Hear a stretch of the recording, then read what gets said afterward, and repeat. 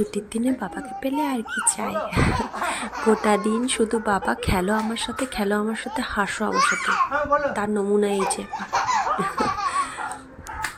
আপনাদের কাছে আরেকটা ছোট্ট মতো ব্লগ নিয়ে চলে এলাম। ও আমার জন্য, আমার মেয়েটা কাজও শিখে গেছে। শাকগুলো আমি ছাড়ি রাখছিলাম, ছুটির দিনে একটু শাক টাক করা হয়, নাহলে তো সময় পাওয়া যায় না। দিয়ে ও আমাকে হেল্প করছিল।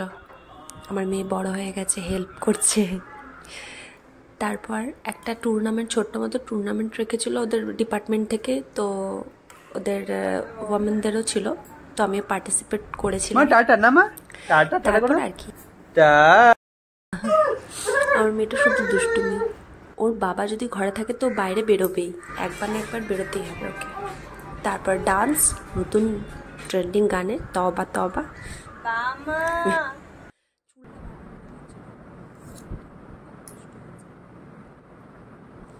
ওটা দেওয়া যাবে না, ওটা না, অসম্ভব, এইটা দেওয়া যাবে না। সবকিছু সহ্য করে নিতে পারি, কিন্তু আমি পারি না, ও খাই না, ও খেতে চায় না। যেটা ডিনারের দায়িত্বটা ওর বাবা নিয়েছে কিছুদিন ধরে, কিছু করার নেই, ওর বাবা ওকে কোলে বসিয়ে খাওয়ানো হয়। কেমন লাগলো ব্লগটা অবশ্যই বলো। তারপর রাত্রে